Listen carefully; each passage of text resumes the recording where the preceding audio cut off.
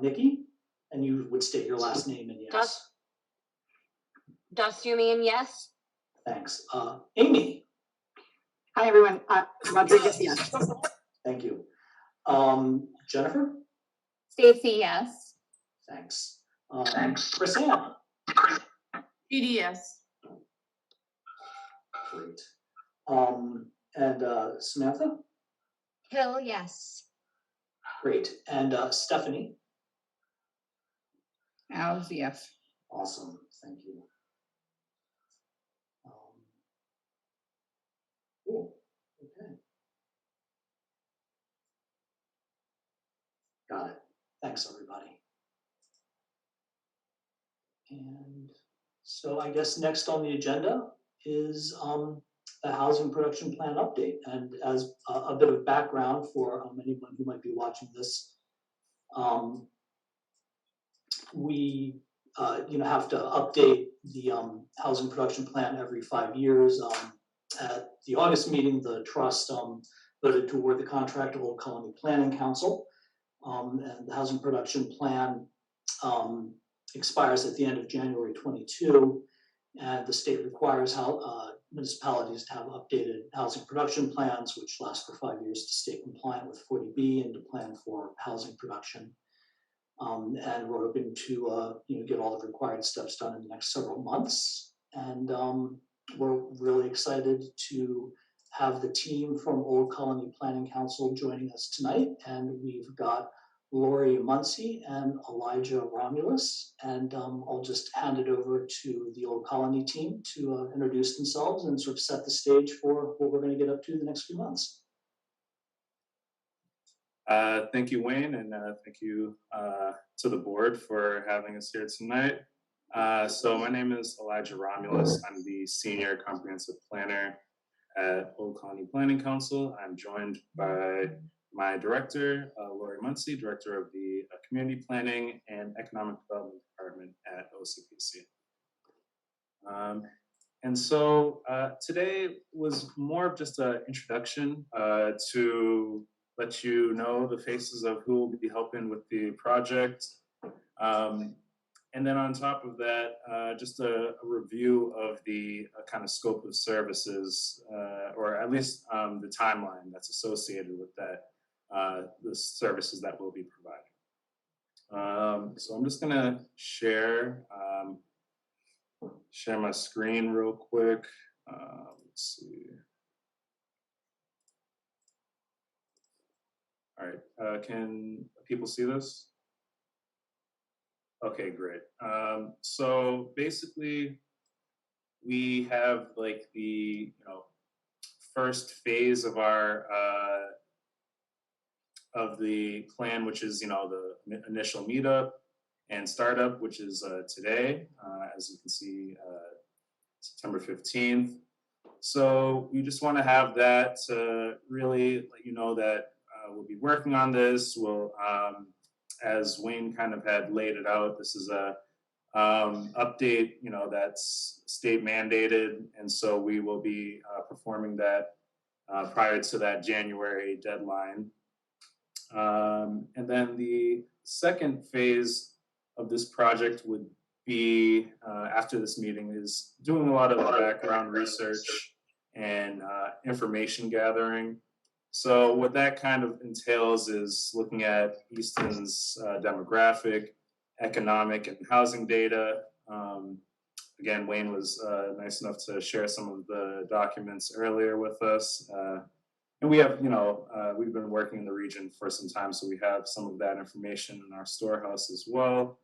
So we go through that, we look at census data, we look at updated population figures from town records, population projections, types of housing, the latest report on the subsidized housing inventory, working with yourself, the board, the Affordable Housing Trust, and other, pertinent boards and committees in gathering some of that information, and as well as reporting on this housing plan. The next, so that research phase would last roughly from September to November 1st. And then that would lead us into the actual drafting of the plan. We do that from October to December, and what drafting the plan really pretty much is updating and augmenting the existing draft of the housing production plan to ensure that it meets all the requirements under the state's housing production program and respond to current housing needs and priorities. So the piece that we really want to get some dates down is for December.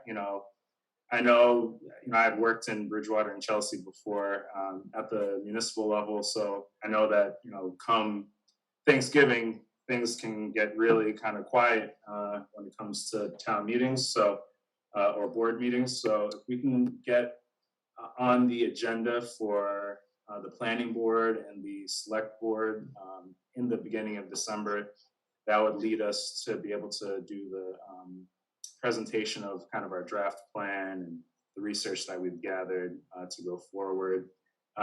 In addition to attending those board meetings, we would also host a public listening session that would allow for anyone interested in Easton and to attend and review some of the information that we've gathered, some of the goals that we have in the update, and have their voices heard if there's any issues or comments or questions they have related to the housing production plan. So that would be kind of the fourth phase in December. After that, we take those kind of questions, comments, concerns, go back to the draft plan, finalize that, and then we would send it out to for a final review. As you can see, finalizing the plan would be in that, it says December 1st to December 8th, but it coincides with like the end of the board meeting pretty much. And then we would have, after that plan is done, we then also have the Affordable Housing Trust Action Plan. And what that consists of is, advising and assisting with the implementation of an annual plan, and assisting in location of suitable town sites for affordable housing, advising on available housing grant programs that further the town production of affordable housing, and attend as needed, the Affordable Housing Trust Board meetings as we're doing tonight. And then also advise on budgeting indexed to inflation for the Affordable Housing Trust Fund. So those are some of the things that constitute the production plan. So I guess I'll stop there. I don't know, Lori, if there's anything in addition that you'd like to add, or? No, I think you pretty much hit it all. We'll be meeting probably with Wayne as we go through the process, if we have any questions or updates, things like that. But yeah, this is basically the timeline. Well, thank you. It's really exciting, and thanks again for stepping up and working with us. It's just really great, and really looking forward to working with you guys on this. I was chatting with Nikki earlier, and there's sort of like some larger concepts that the trust may want to think about, as we go through the process, and especially looking at our action plan.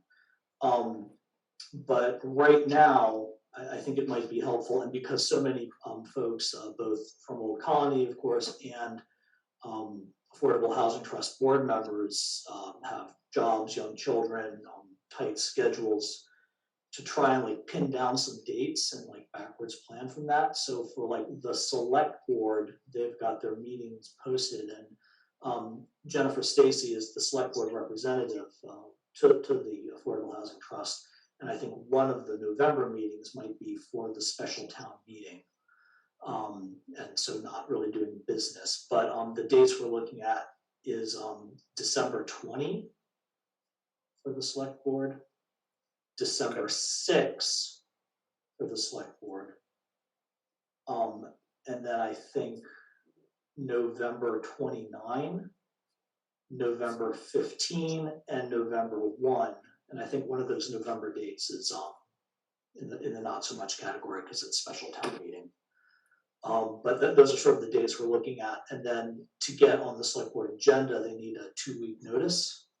So like if we're trying to get to, December 6th, whatever 2 weeks is ahead of that, we'd want to have the materials and a cover memo and stuff to get on their agenda.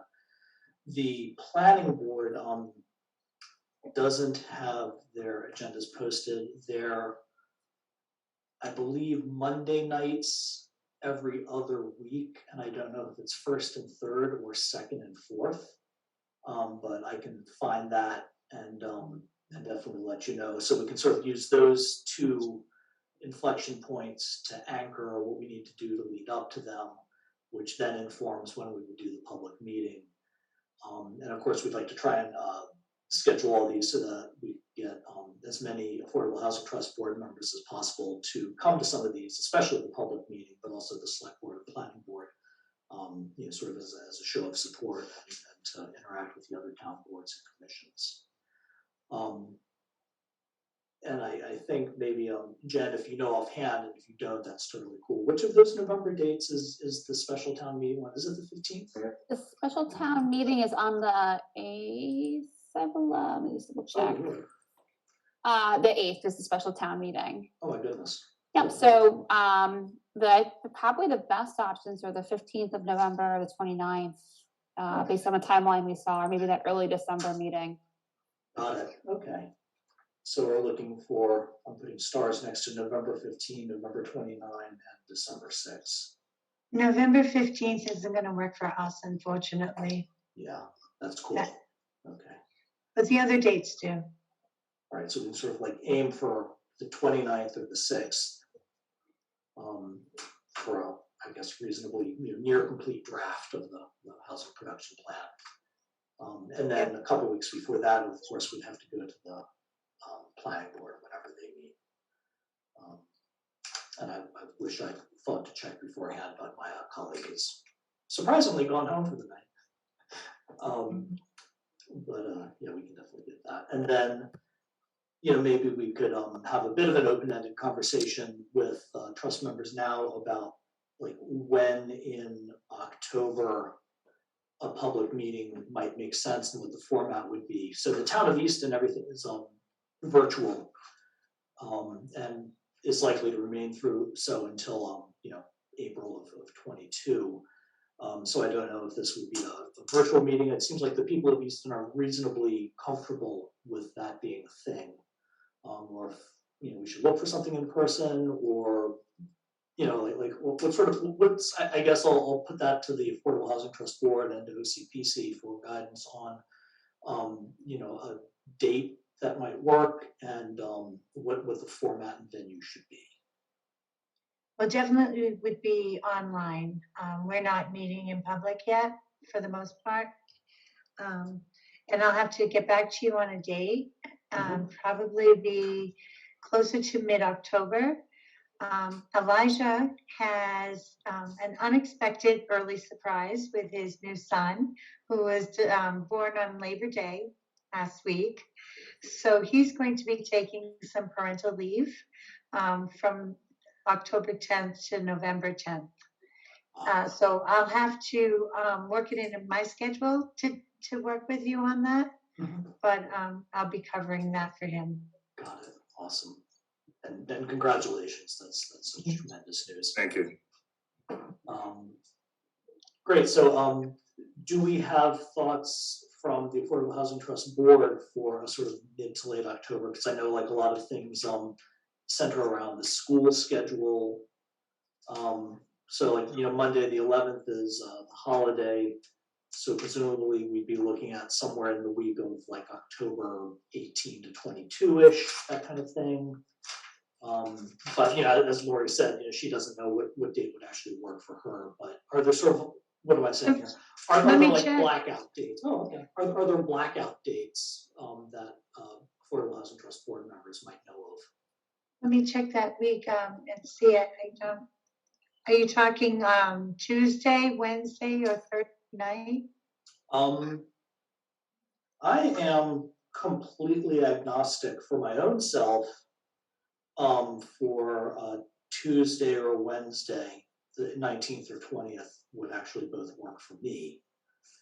But, you know, more relevantly, does it work for you, or does it work for several members of the Affordable Housing Trust Board? Yeah, I'm available, so, whatever works for your board, I'm free that week. So whatever night you guys pick is good for me, just let me know. Okay. And I know that Stephanie has school commitments, and I think you're driving now to like Andover, North Andover or something? Yeah, so I have classes on Tuesdays and Thursdays. Okay, so like Wednesday, the 20th could work, Yes. theoretically.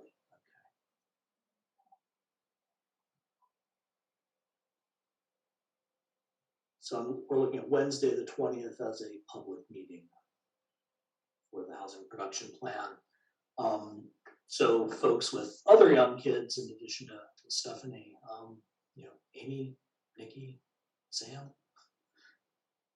Will you be requiring a presentation from us, or what will you need from us for that meeting? I don't know. Yeah, I guess, you know, what does the format look like? You know, maybe sort of, you know, to educate the general public about what a housing production plan is, both the, you know, sort of state requirement aspect of it, but also the enacting the goals and you know, needs of the people of Easton for, you know, diverse housing choices at diverse price points, you know, to support a thriving community and you know, vibrant business community as well. So Yeah, I oh, go sorry. ahead. Please, no, please go ahead. I was just gonna say, basically, it would be an introductory explanation of the housing production plan, the benefits to the community, et cetera, because we really won't have a lot of the data done yet Mhm. to give specific, you know, census results and things like that for, you know, the 20th of October. Right. And- And then, you know, getting whatever feedback, you know, could be useful to inform the housing production plan. And we Right. probably want to do targeted outreach to significant stakeholders. You know, we want to make sure that, you know, folks from the planning board and from the select board were given opportunities to, you know, attend. You know, other folks throughout town, you know, we've got veterans, you know, council on aging, you know, we could do some sort of targeted outreach to, you know, try and get some attendance and useful feedback from involved folks. Do you already have a list of stakeholders that you've compiled already, or do you need us to? No, I think I could probably scare up, you know, and you know, reach out like one-on-one to some folks on the Affordable Housing Trust Board, and like, who should we make sure we actually invite? You know, obviously the select board, the planning board, you know, advertise as a public meeting. We put it on the town website. You know, we have a weekly electronic newsletter called the Town Crier. If there are any, you know, like active citizen groups or nonprofits as well, that'd probably be good to reach out to. Yeah, and I think we have, you know, some other, you know, sort of like social justice groups, education groups, you know, all that sort of thing. Yeah. And it would be nice if you could supply us with a list of your team and their contact information, so that, you know, email back and forth. Not that we'll be reaching out directly, but it'll be good when we start doing our public outreach flyers and stuff to have them on the list. And we also include that in the report, who is part of the team, you know, drafting this project and all of that. Okay. Yeah. So And we can, I'm sorry, we can send, you know, everyone out the drafts as they come available for review, proofreading, peer review kind of things like that. sure. Yeah, I think for open meeting, sort of a feedback to the Affordable Housing Trust Board, remember, we cannot deliberate outside of a posted public meeting. But, you know, so long as I think it's just sort of an informational, here is the information, that could work. But yeah, so I'm hearing, an action item for me is to, get you contact information for the Affordable Housing Trust Board, which is probably just as easy or as simple as, just a group email from me to everybody. And then, get some information from folks about who we think are our stakeholders, who we should, make sure are specifically invited to this, Wednesday, October 20 public session. And if you have any strategies that you've already worked out as a group or a team that you'd like incorporated in the draft, if you could email those to us, or any ideas that you'd like to vet in the plan, that we'd like to include that as we work through our drafts. Absolutely. Yeah, I think, you know, future conversations are gonna be, more robust. You know, I don't know how far into the weeds people, wanna get or are prepared to get, at tonight's meeting. Nikki and I were talking, you know, we've done some analysis of the information we know, and there's sort of like three things going on in my head. The 2016 housing production plan projected, by the 2020 census would have something like 9,100, I think, 42 year-round housing units. And the Secretary of State's website has, and you know, it's preliminary. You guys are much more conversant with final and official data for SHI purposes. Has this at you know, 9,132. And our SHI count is now 835, so we're 10.3%. So, you know, like starting this red hot minute, we're 79 SHI units short of the 10%. But we have a pending 40B, friendly 40B application called Blackout with 108 units. So that's, you know, sort of like the exact state of play right now. But then, of course, projecting out to 2030, you know, the point of this, one of the points of the housing production plan and the action plan is to aim for what we imagine 2030 is going to look like. And so I sort of put together what looks like all the various developments on the horizon that we know of, and then also units that could drop off. And I need to do a lot more refining, and this is something we're obviously going to do in the next few months. You know, we're sort of looking at, I think, like, you know, about 250 to 300 units, SHI units, between now and 2030, to, you know, be at the 10%. You know, so that's definitely a thing. You know, how do we stay at 10% by 2030? And then this gets to sort of the third thing, and maybe a bigger philosophical conversation, you know, with the board, and this is probably part of the action plan itself.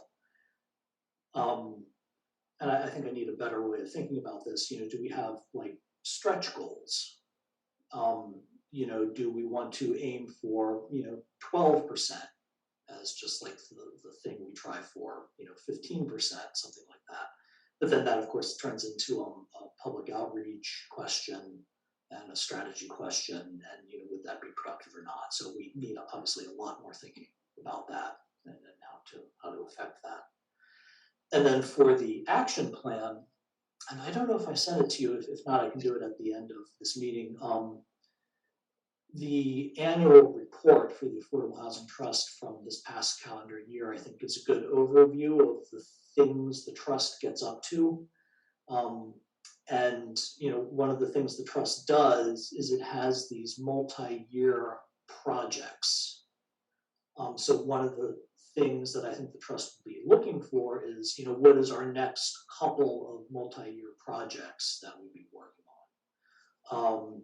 We've got a home buyer assistance grant program, which is a little bit challenged because the real estate market is so incredibly hot, so people are having a hard time making it, actually using it. We sponsored and gave a big grant for and did a lot of the legwork for an 8-unit group home for folks with acquired brain injuries. That was a big project that we've done. We work very well with South Shore Habitat for Humanity. We've done a couple of units with them and likely we'll do a couple more. We did a pilot of acquiring, renovating, restricting, and reselling an existing home as an affordable unit, which was a lot. It was like a year and a half of very intense effort. So I don't know if that's something great that we want to do again.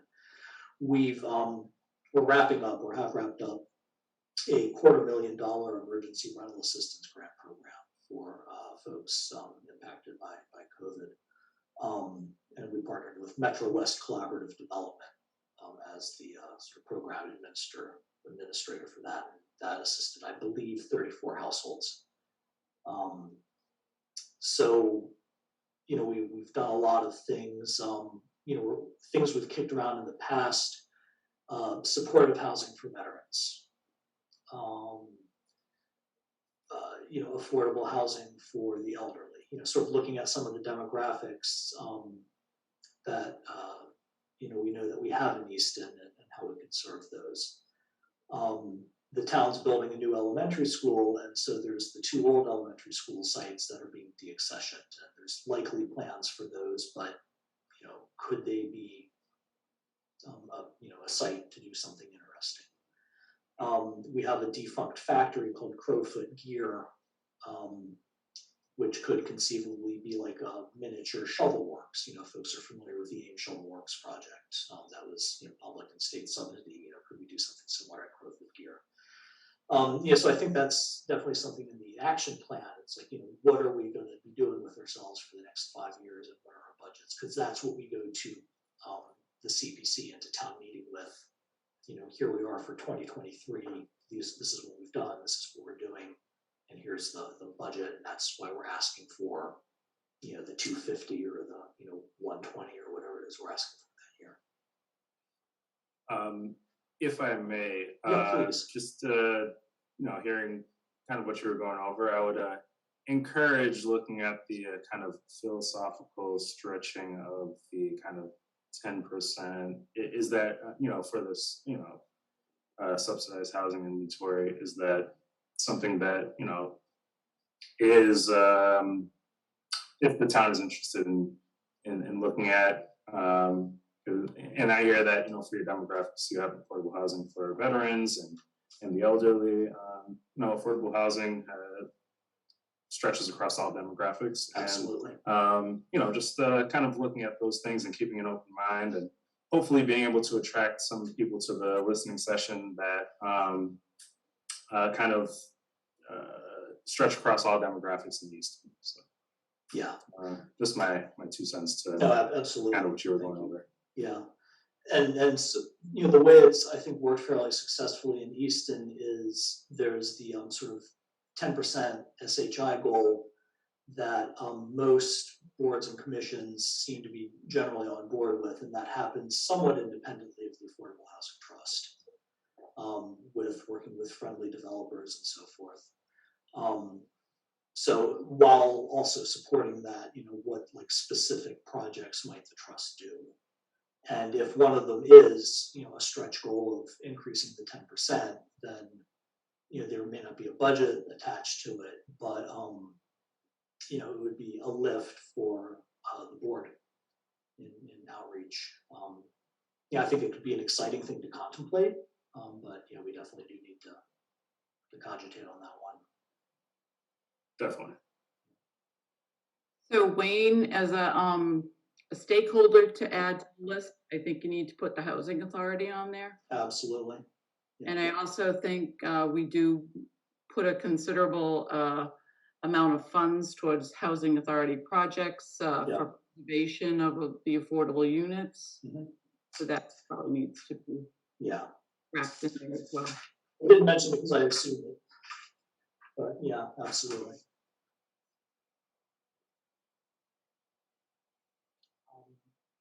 Do and any other members of the Affordable Housing Trust Board sort of have thoughts or ideas for us to sort of ponder in the background for the next little bit before we meet again, or to leave the OCPC team with? Wayne, I had a, oh, hold on, I lost you. There we go. We can't see you, but we can hear you. I know, I think you, there I am. So I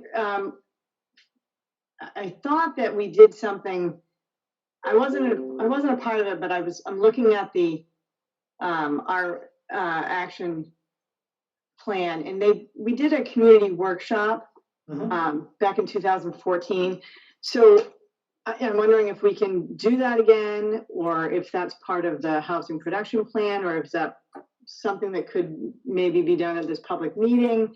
I don't know. I'm just, you know, I know that it was looks like it was a great way to garner a lot of information and comments and feedback. So just wondering if that's something that could be incorporated into the public meeting. I know it's over Zoom, and I don't know, or if that's something that we would do, you know, in December or January.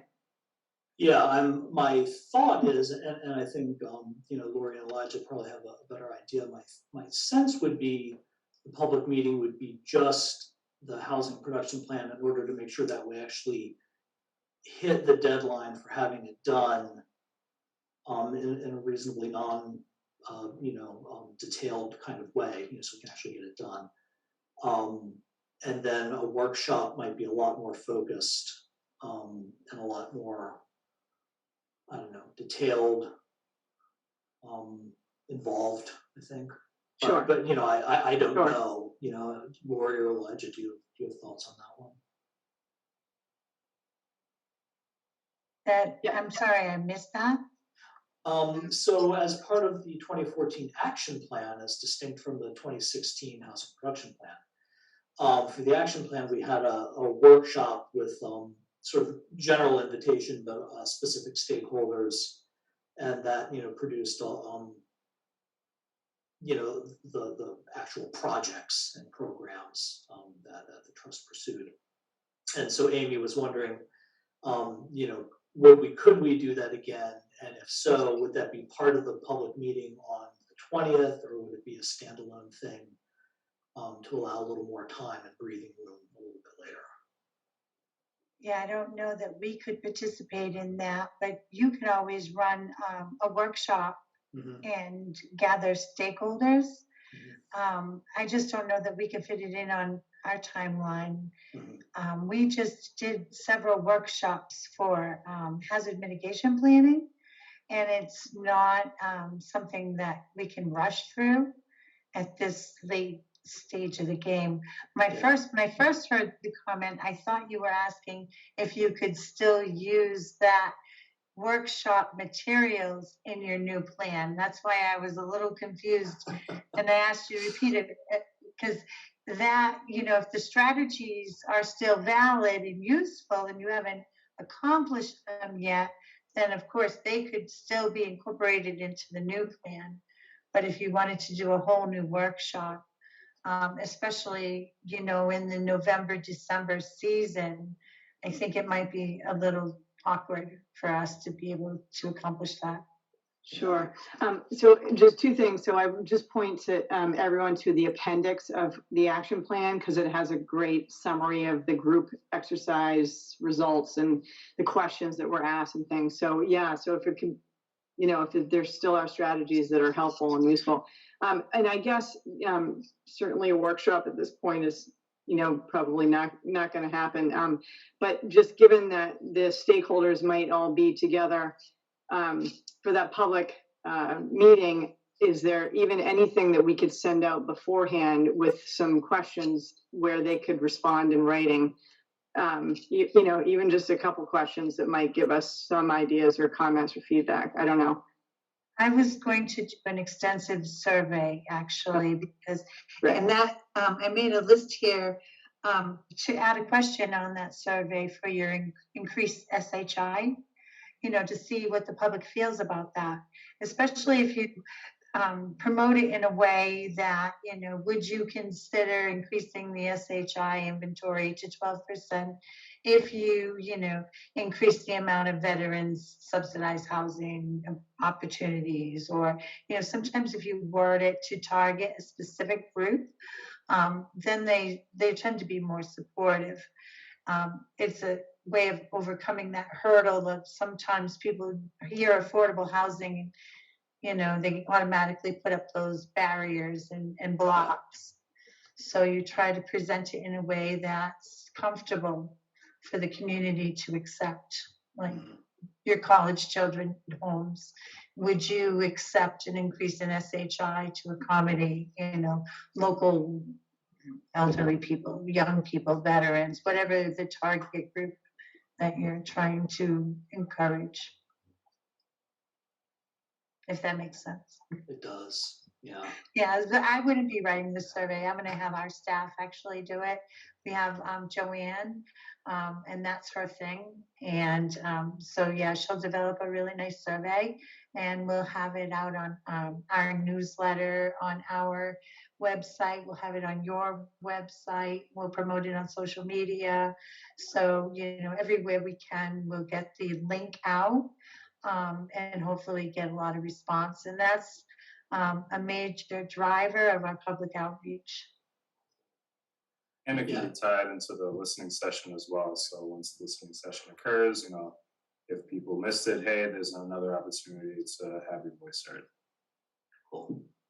Yeah, and if we're going to contemplate a stretch goal, then like working in how to build the public support and get the public feedback would be key.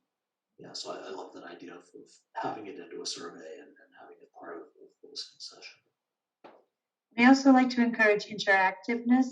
So if people can identify on their own areas where they know infill housing or reuse housing or, you know, other opportunities, just to get that feedback from the public, that's always helpful in the report.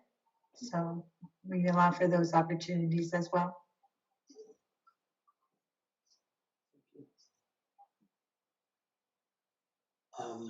So I'm hearing for Amy's question, we don't have the bandwidth, budget, or time to do a standalone workshop related to an action plan, but we can have the survey and some parts of the listening session from the October 20th meeting that could feed into an action plan that could identify you know, specific projects for the trust and initiatives for the trust and a budget. So we'd have like a separate action plan document that we could, you know, use for our budget requests each year, and sort of like a work plan for you know, me and us. Yeah, I'm thinking that maybe that listening session that we're looking at for October should be to, you know, introduce the project, promote a survey, get the information out there to the public, and then come back in November and gather the results of that survey as just a core team meeting that we have going on here to give you some more feedback. And, you know, we can look at what kind of responses we're getting before we get too deep into the drafting, so that Right. you would have opportunity to vet some of that. Yeah, we come up with like, oh, we're doing 12%. And it's like, oh, no, you're not. Okay. Got it.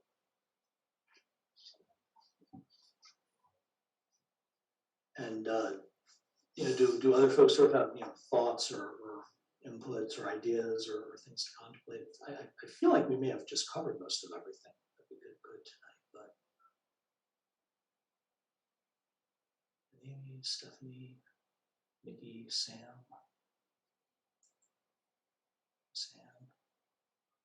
Still no Arnso. It's a shame. Well, it was a pleasure meeting all of you Yeah. tonight. Definitely glad to be working with you.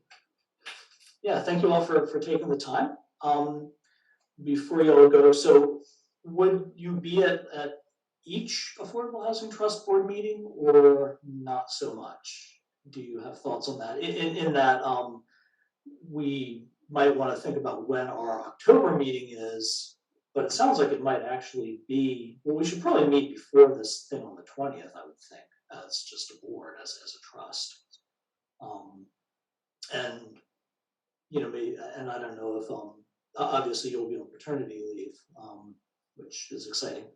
But, and I think Lori doesn't have a lot of availability the week before, so, you know, I don't know, folks, when are we meeting in October as the trust?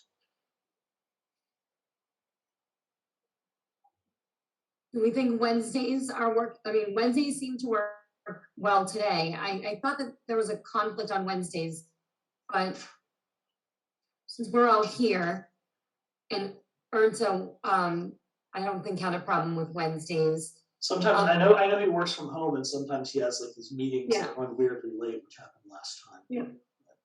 But it seems like Wednesday works well, if that works for everybody on here. So I'm hearing we could do Wednesday, the 13th at 6:30 again. And we can let OCPC know when that is, and if it's useful for them to attend. I don't want to sort of obligate them to, you know, go above and beyond what they really have the bandwidth to do, given that obviously we're not the only thing these folks are doing with their time. So Wednesday, October 13th at 6:30. I think Lori said that she wasn't really available that week. And Elijah, of course, is not around, so we may not have either of them. But if we have any like advanced materials or a survey draft or something, we definitely talk about that. We can, you know, talk about, you know, ideas for the meeting on the 20th. And, you know, sort of convey them back. By that date, we can definitely have, or we'll have, we can report back, I can report back to you, and I can work with OCPC ahead of that on our outreach or advertising. So that'll be sort of like a deadline for me to report back on what I've done on reaching out to stakeholders, you know, where we've promoted the meeting on the 20th. I'll definitely be communicating with you prior to that, so we'll be talking before then anyway. Cool. And I'm not sure if I can make it on the 13th. I'm pretty, I have an earlier meeting that ends like at 5:30. Mhm. And usually by then, back-to-back Zooms all day. I might be toast, to Yeah. be totally honest with you. I'm looking at the day is not great. So I can't commit yet to the 13th. That is But, fine. Yeah. we'll be definitely talking before then and, Yeah. and have whatever you need for that meeting. I'll make sure I have it to you. Awesome. That sounds good. Thank you. And great. Yeah, so thank you all for coming, and you know, Elijah and Lori, it's really great to meet you folks, and really excited to be working on this with you. And we'll let you get on with your busy lives, your busy night, and I'm sure your busy newborn, who might possibly be asleep right now. I guess you'll find out. Yes. Awesome. Well, thank you. Thank you so much. Hey, thank you. Really Oh. appreciate it. Bye. Bye. Thank you. Thank you. Great. Okay. And yeah, so we're all still here. Awesome. So what do we all think?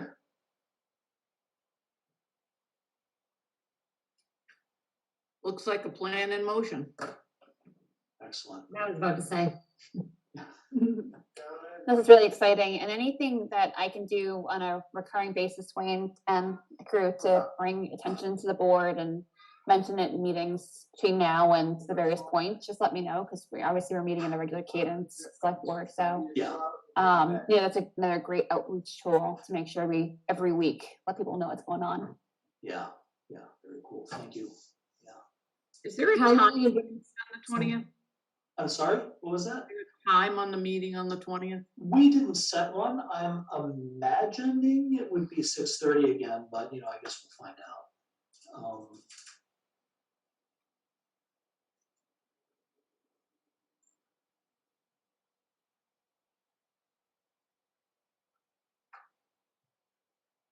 That's mostly just sort of pulling it out of our elbow, and that date and time, you know, the Wednesdays and at 6:30 seems to be doable for most of the board members. And, you know, obviously, if it's going to be an actual, how would we structure this thing? We'd probably have to post it as a meeting because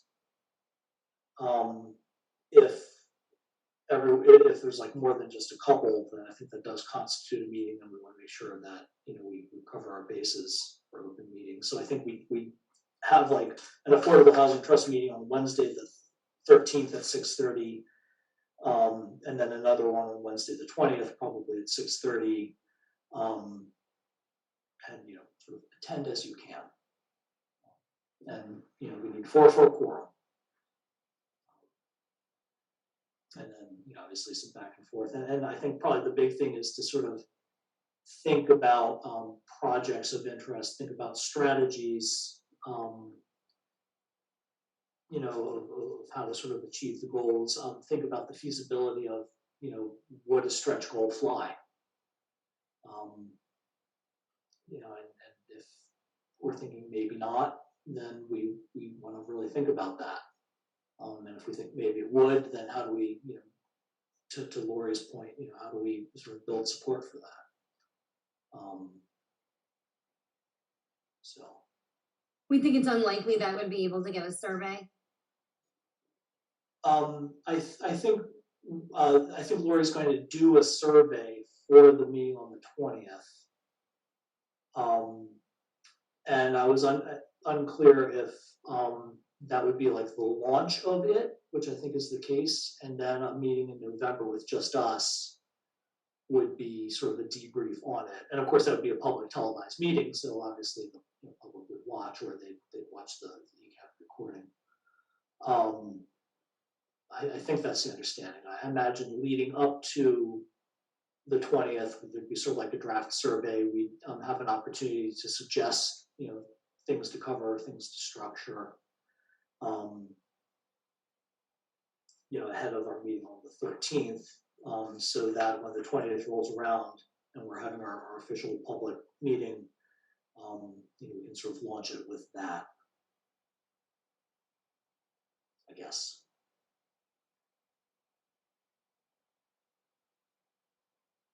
Cool. Woohoo. So I think this sort of covers the housing production plan part of the meeting, do we think? So, and then I think the only other thing we really have is the 415 Center Street site visit on, what was it, the 10th, I guess it was, on Friday. Yeah, so myself and Nikki and Ernso met up with the developer and a team from South Shore Habitat at 415 Center Street on Friday the 10th in the morning. You know, toured the property, you know, had a thought, and I'll sort of hand it over to Nikki. You want to give any more of an overview or open it up for conversating? Sorry, doing a lot of head signals when on mute. Yeah, I thought it was a good meeting, a really good opportunity to see a potential property at a, well, I don't want to say a great, it's a good opportunity, and the experts there seemed optimistic that it would be a fairly easy home to move, given that it was 1 story and the way it was built, and we did walk through it, and it was in pretty great shape, I would say. It was clearly all redone. But I would say, and I know that I would say that it would be a lot for the trust to take on its own. So we definitely need a lot of support in moving forward with it. So, but it was a good opportunity to check it out. Yeah, my sense was, because you know, and I think Sam brought this up at the previous meeting, you know, if it were to be moved, you of course need a foundation and septic and utilities, and then the construction work to, you know, put it back together, and the permitting, in addition to the move itself.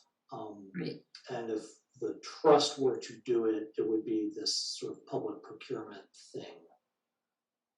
So it would be fairly pricey job of work to get it done.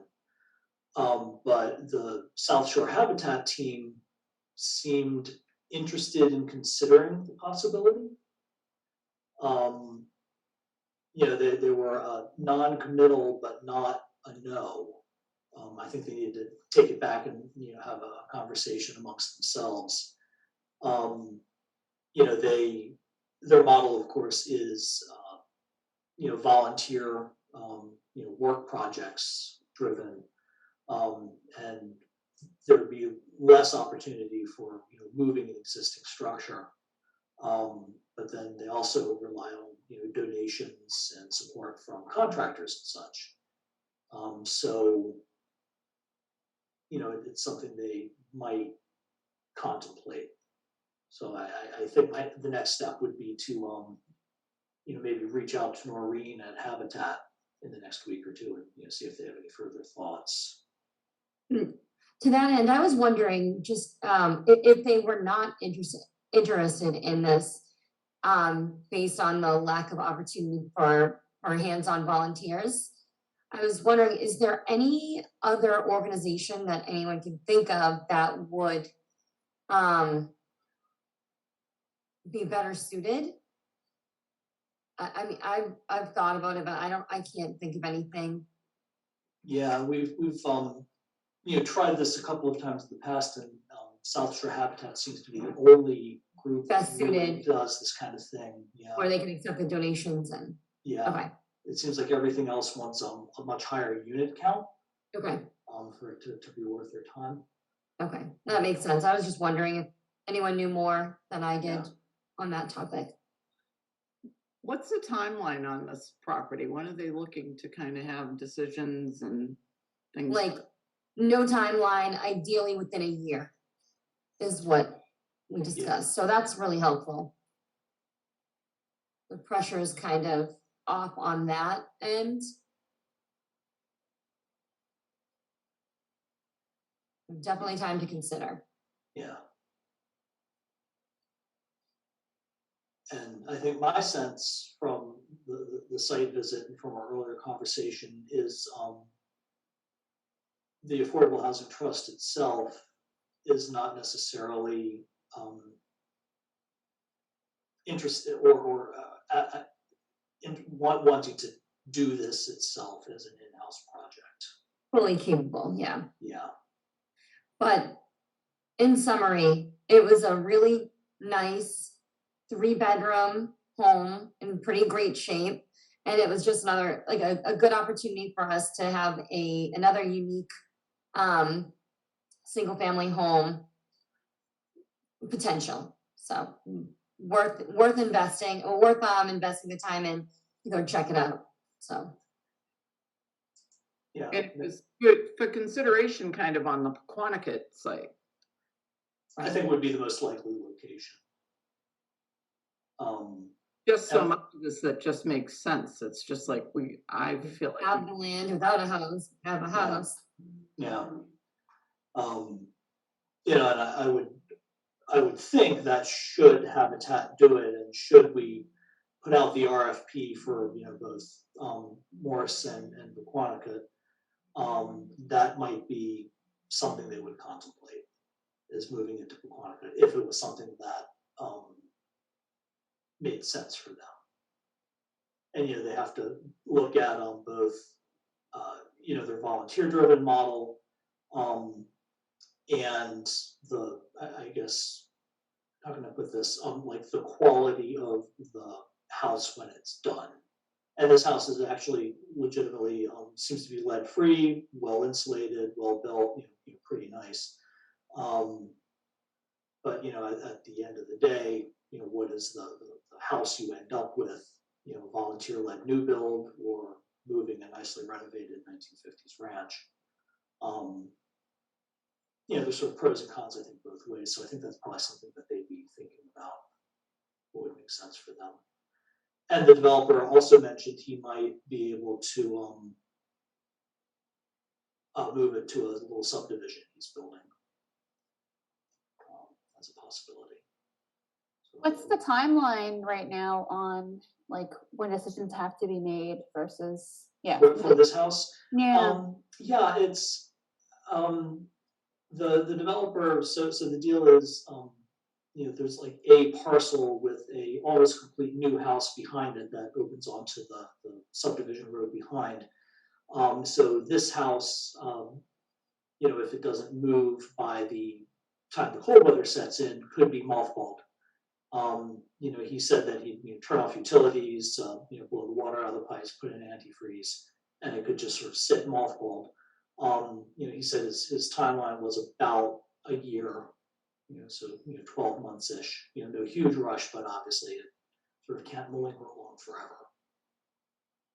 So, you know, whatever its outcome would be, it's not something that, you know, Habitat or us or anyone would have to execute on, like, you know, we need an answer by November 1st.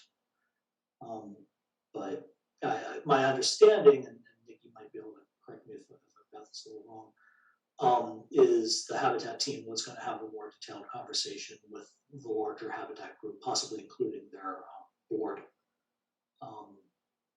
about, you know, the feasibility of is this something that they'd be interested in doing. There is no cost for this house other than to move it and get it set up. I mean, he's basically essentially giving it. But with that is obviously, you know, the cost of the move, and he was representing it might be, you know, 25,000, which Habitat thought was rather low, but, you know, maybe it's not a big house. The new system, will be replacing at least one wall, just, you know, once it's there, putting it back together costs and Yeah. connecting all the utilities and septic. Yeah, I think the big thing is like building a foundation and a septic system and getting the utilities in, which, I mean, they're in the street right in front, but, you know, like that has to be paid for and done so that you actually have a place to move it to, and then there's, you know, the cost of the move, of course.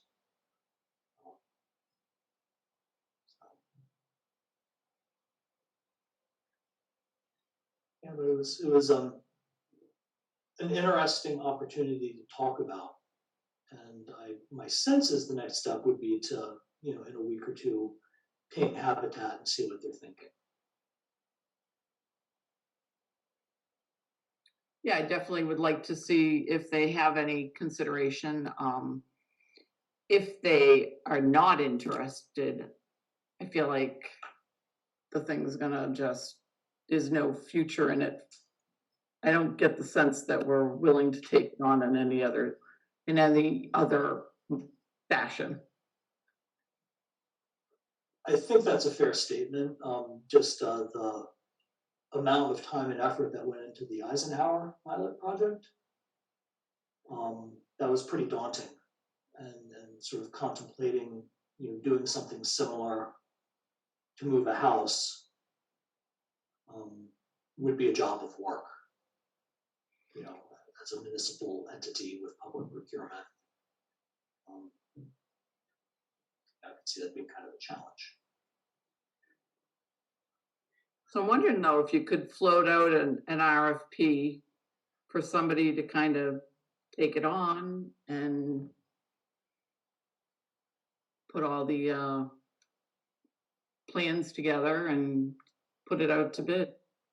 It's kind of like, you know, hiring an architect and an engineer and let them, you know, scope it out, put some specs out there, put it out to bid.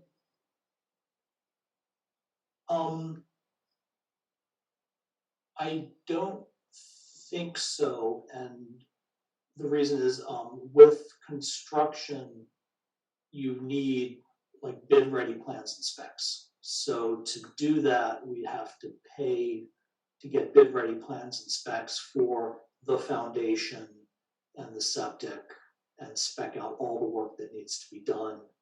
And whoever, you know, has the most advantageous proposal would be required to only do exactly what's in those specs. So, you know, putting together bid-ready construction plans and specs would also be a cost. You know, it's not something that I could do.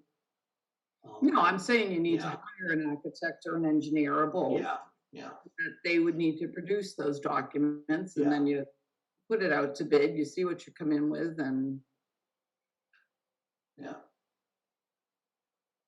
so, yeah, no, it's not something we can do in-house, but there are certainly professionals out there and there's, what, do we have any money in the kind of rainy day fund that's not allocated in any particular fashion that could potentially handle something such as that? Do we go to Paquonicket and do some site work there prior to doing this, if that's the route we go? Well, we'd have to, I think that's what the RFP would be. Right, It would be, and you'd have to get the permits because Paquonicket's undersized. So you have to get a special permit and get it permitted. And then, get the foundation and septic and utilities and the move and all of that work. And then at the end of that, are we better off just putting out an RFP for a nonprofit to just build a new cape?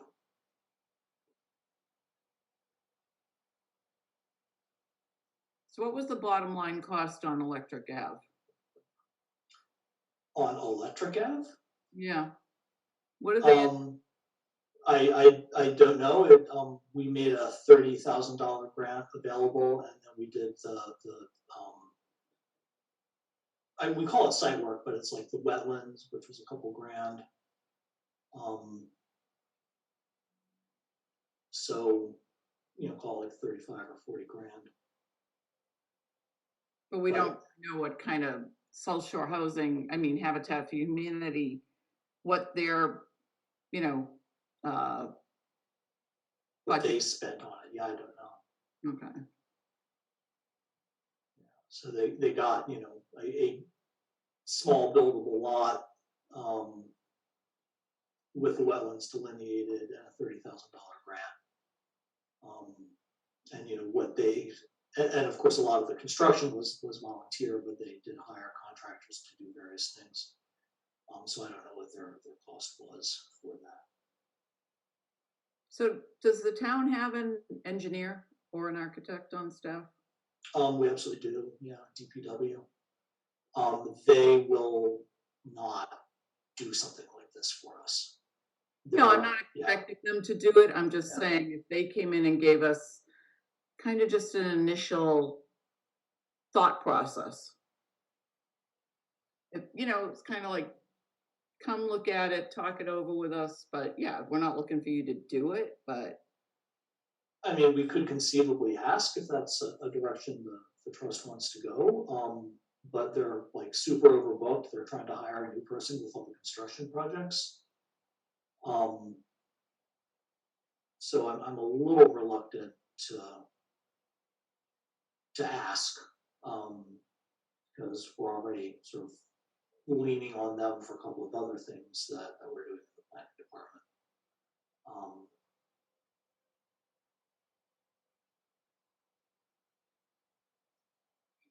as you can see, I'm not willing to let it go. Yeah.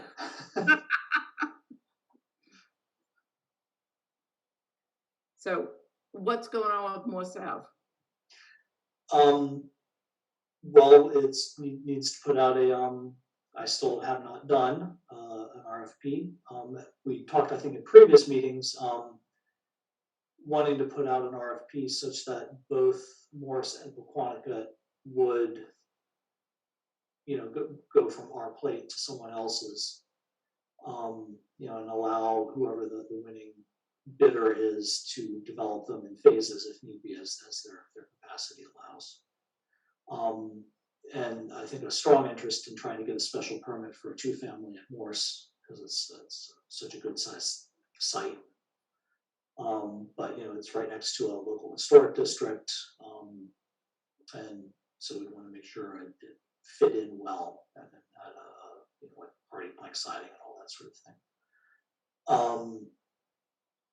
And then of course Paquonicket is the undersized lot, which you could replace what's there, but not by very much.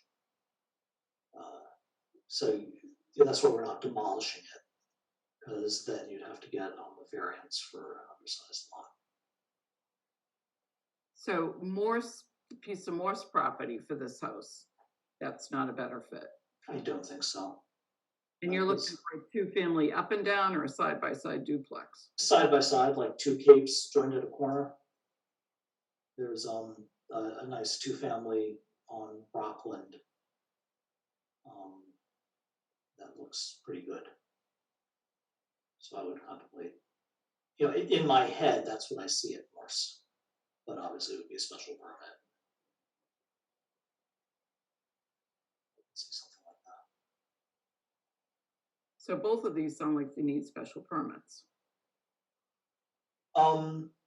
A single family at Morse is as of right. Two family would be a special permit because it's a two family.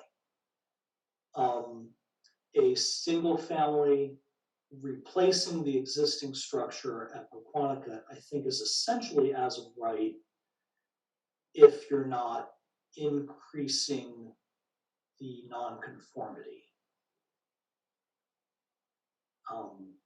You know, not going closer to the road or closer to the side or this sort of thing. But if you remove what's there now, you have a undersized lot. So you need, I think, a variance to put a new house on it. Possibly, or a special permit, I forget which. Because you're intentionally creating you know, a less conforming situation.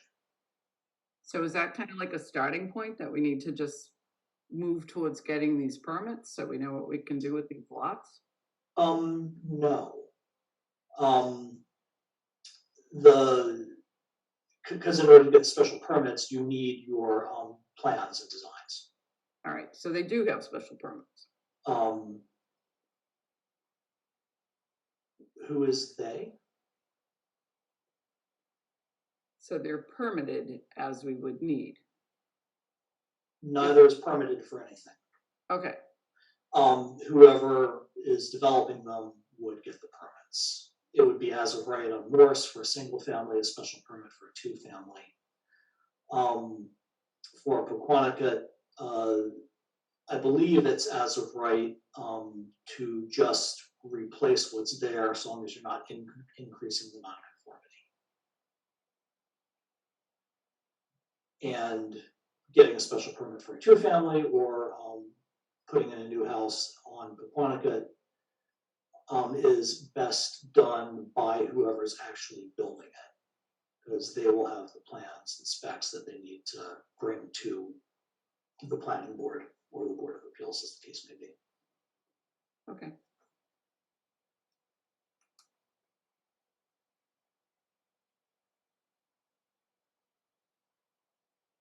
So I'll circle back to Habitat and see what their thinking is in the next few weeks.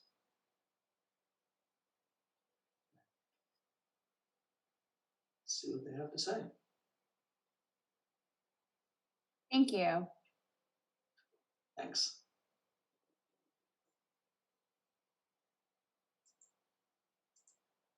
And Nikki, is that it?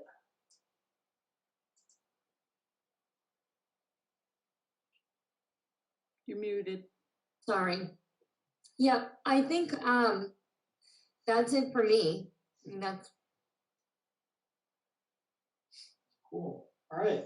is there anything else we need to be doing simultaneously while we wait for South Shore Habitat? Anything regarding Quanticut, or are we just gonna wait first and see that?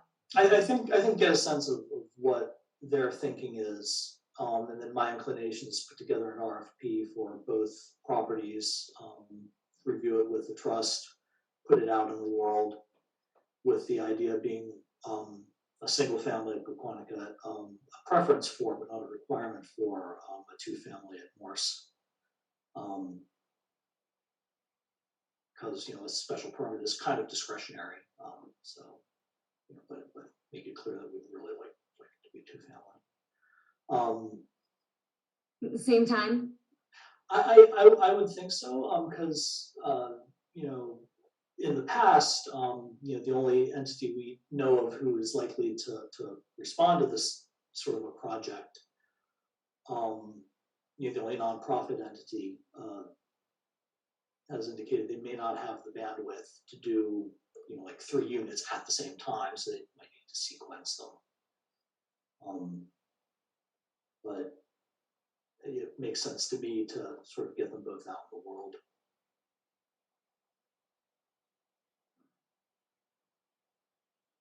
Okay, understood. Sounds good to me. And we've already scheduled our next meeting. So with that, I think we're done. Goodness. All right, so 7:46, do we have a motion to adjourn? So moved. Thank you. Do we have a second? I'll second it. Thank you, Amy. And then we've got to do the roll call vote again, if we can remember the order we went in. So Nikki, Nastumian, yes. thanks. Amy, Rodriguez, yes? and Jen, Stacy, yes. thank you, and Chrisanne, BDS. thanks, and Sam, Hill, yes. thanks so much, and Stephanie. Yes. Awesome. Thank you all for your patience and time tonight. Really appreciate it. Thank you, Wayne. Thank you, Wayne. Thank you. Absolutely. Thanks. See you all on the 13th. Bye. Bye, everybody. Bye.